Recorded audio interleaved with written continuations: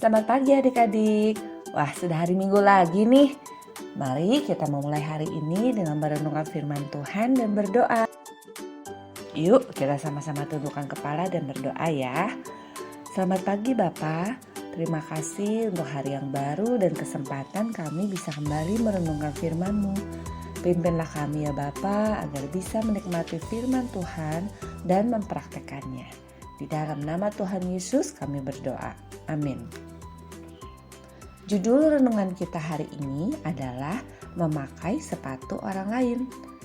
Ayat hafalannya diambil dari Roma 12 ayat 15. Bersukacitalah dengan orang yang bersukacita dan menangislah dengan orang yang menangis. Adik-adik, siapa nih yang pernah mencoba memakai sepatu mama atau papanya? Wah, pasti terasa ya, beda sekali ukuran kakinya. Apakah mudah berjalan dengan memakai sepatu mereka? Kalau lama-lama tentu tidak enak. Apalagi kalau mau berlari, sepatunya copot-copot karena kebesaran. Atau mungkin kamu pernah mencoba memakai sepatu adikmu. Wah, itu pun tidak enak karena kekecilan. Hari ini kita mau belajar suatu istilah yang sering digunakan untuk menunjukkan rasa empati, yaitu suatu sikap hati yang mau memahami dan merasakan apa yang dialami oleh orang lain. Yuk kita dengarkan kisah dari teman kita Kiki. Di kelas Kiki ada murid baru, namanya Alia. Alia adalah anak yang sangat pendiam. Waktu pertama kali dikenalkan di depan kelas, Alia hanya berdiri saja di depan dengan muka tertunduk dan kata-kata yang gak jelas.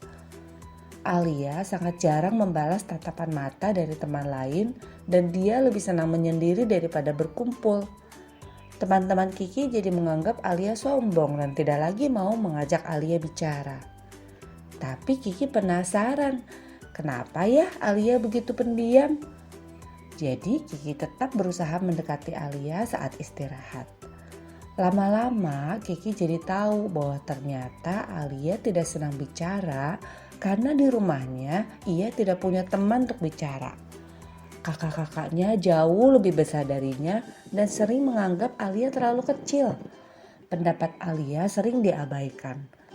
Sementara kedua orang tuanya pun sangat sibuk. Pantas saja Alia jadi malas untuk bicara dan terbawa sampai ke sekolah. Kiki membayangkan dirinya menjadi Alia. Di rumah tidak didengarkan, di sekolah pun dicuekin oleh teman-teman. Sungguh gak enak rasanya. Jadi Kiki belajar untuk memperhatikan dan menjadi teman bagi Alia. Kiki bahkan mengajak teman-teman lain agar tidak mengabaikan Alia walaupun Alia masih pendiam. Lama-lama Alia menjadi lebih ramah dan mau bicara. Berkat Kiki, Alia tidak lagi merasa sendirian. Adik-adik, Kiki sudah berempati kepada Alia. Kiki menjadi berkat bagi Alia.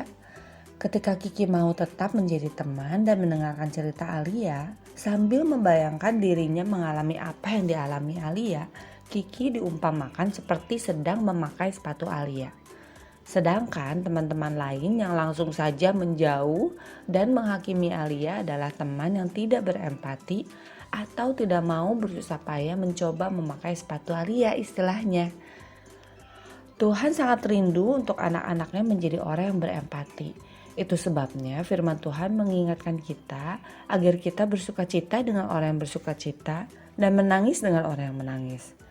Ketika hati kita penuh dengan kelemah lembutan Tuhan, kita pasti mudah untuk berempati seperti Kiki. Kita gak mudah menilai orang lain dari luarnya saja atau dari pandangan kita sendiri.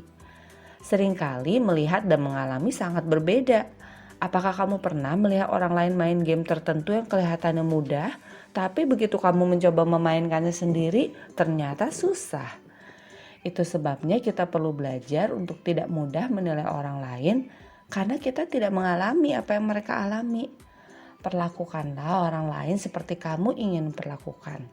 Kalau adik-adik gak mau dicuekin, jangan cuekin orang lain. Kalau adik-adik gak suka diejek, jangan mengejek orang lain. Yuk kita minta kepada Tuhan agar memberikan kepada kita hati yang lemah lembut dan mau berempati, agar kita menjadi berkat bagi orang-orang di sekitar kita. Mari kita berdoa. Tuhan Yesus, kami bersyukur karena Engkau sangat peduli dan mau agar kami juga peduli kepada orang lain. Tolong kami ya Tuhan agar kami tidak hanya memikirkan diri kami sendiri, tapi kami mau memperhatikan orang-orang di sekitar kami. Di dalam nama Tuhan Yesus kami berdoa dan mengucap syukur. Amin. Oke adik-adik, bacaan Alkitab hari ini adalah Keluaran 27. Selamat hari Minggu dan beribadah. Tuhan Yesus memberkati.